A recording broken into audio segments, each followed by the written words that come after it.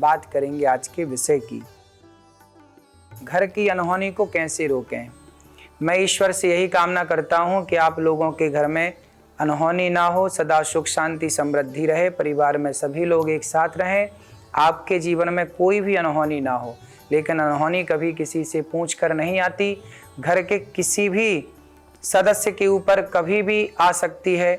अनहोनी होने से पहले हमें पता चल जाए उससे बेहतर क्या होगा। उस अनहोनी को आसानी से टाल सकते हैं यदि आपको पता चल जाए तो। लेकिन कैसे पता चले, ये तो विधाता के हाथ में है। तो उपाय क्या करें, क्योंकि कहते हैं ना कि अनहोनी होने से पहले आहट तो देती ही है। घर में 2 या उससे ज़्यादा वास्तु दोष हों तो अनहोनी की संभावनाएं बनती ही रहती हैं।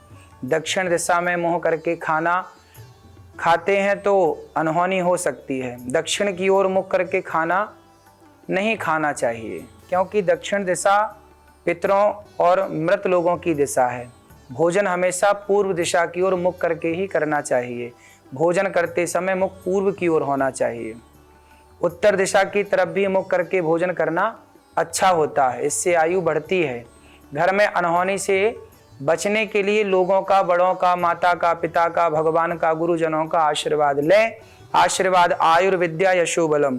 आशीर्वाद लेने से आयु, विद्या, यश, बल की वृद्धि होती है। आपके बारे में कभी कोई बुरा ना कहे, इसके लिए आप किसी का दिल ना दुखाएं। सब प्रकार से सबको अपने वाणी से, अपने मन से, अपने कर्म से सबको प्रसन्न रखें। आपके ऊपर कोई ग्रह दशा है या आपके साथ कोई अनहोनी होने वाली है तो वो उनके शुभ शब्दों से टल जाएगी। जब कोई आपको आशीर्वाद देता है ना तो सब टल जाता है। कोई अचानक घटना घट जाए तो उसे आप अनहोनी कहते हैं, लेकिन कई बार अनहोनी होने से पहले आपको आभास होने लगता है।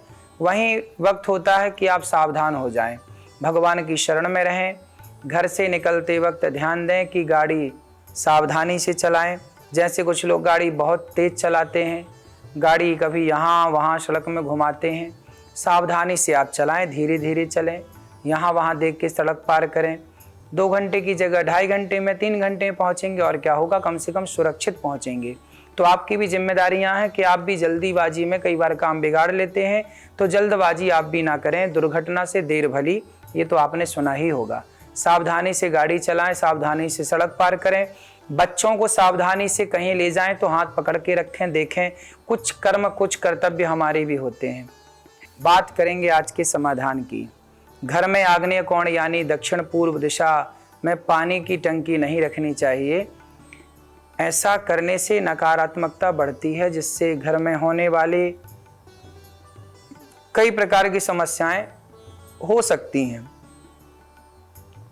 पानी से भरे टैंक को दक्षिण पश्चिम यानी नैऋत्य कोण में नहीं रखना चाहिए। इस दिशा में पानी होने से घर में मानसिक और शारीरिक बीमारियां भी बन सकती हैं। इसके साथ ही परिवार के सदस्यों के ऊपर कर्ज भी बढ़ता है। गौशाला नॉर्थ ईस्ट में नहीं होनी चाहिए। घर में गौशाला या जानवरों के लिए घर में उत्तर पश्चिम दिशा में हो तो ज़्यादा शुभ मानी जाती है। अगर उत्तर पश्चिम दिशा नहीं है तो साउथ ईस्ट में पशुओं के लिए स्थान बनाना शुभ होता है। दशरथ जी के जीवन में कितना बड़ा संकट था, राम को वनवास जाना पड़ा।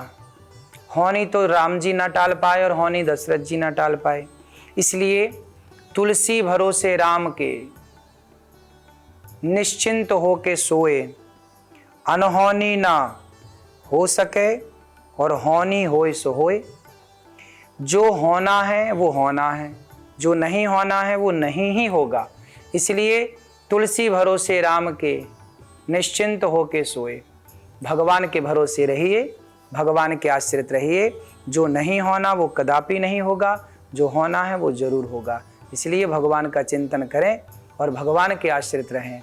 भगवान के भरोसे रहने वाला अजगर करे न चाकरी, पंछी करे न काम। दास मलू का कह गए सबके दाता राम। सबके दाता राम है, सबके दाता ईश्वर हैं। इसलिए प्रसन्न चित्त से कार्य करते रहिए। भगवान सदा आपके साथ हैं, सदा आप प्रसन्न रहिए। देखिए, भगवान कृष्ण को भी जेल में जन्म लेना पड़ा कि नहीं? क्या वो इसको टाल पाए, इस होनी को? क्या राम वनवास जाने की होनी को टाल पाए? सीता माँ के वनवास गमन को टाल पाए कोई? इसलिए कोई टाल ना पाएगा। भगवान के आश्रित रहिए, भगवान ही सब कुछ टाल सकते हैं, भगवान के अधीन रहना चाहिए। अंतिम रास्ता है शरणागति। जब भक्त भगवान के चरणों का आश्रय लेता है और भक्त भगवान के चरणों में शरणागति करता है तो वह भक्त भगवान के आश्रित होकर परम सुख का अनुभव करता है, बहुत सुखी होता है। यदि आप भी अपने जीवन में सुखी होना चाहें, आप भी अपने जीवन में प्रसन्न होना चाहें तो भगवान के चरणों का आश्रय लीजिए। जैसे मीराबाई ने भगवान का आश्रय लिया। सूरदास जी कहते हैं कि प्रभु मैं क्या जानूं कि तुम कहाँ हो, मुझे क्या पता कि आप कहाँ हैं, पर आपको तो पता है ना कि हम कहाँ हैं। तो भगवान को पता है कि हम कहाँ हैं, इसलिए ईश्वर हमें खोजें, हम ईश्वर को खोजने कहाँ जाएं।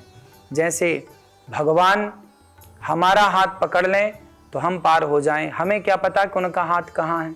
तो इस तरह शरणागति जब करेंगे तो आपके लिए सब रास्ते खुल जाएंगे, सब द्वार खुल जाएंगे।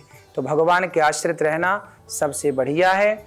जो होना है, नहीं होना, इसके चक्कर में ना पड़ के शरणागति कर लीजिए, फिर भगवान वही करेंगे जो आपके लिए बेहतर होगा, उत्तम होगा। राधे राधे।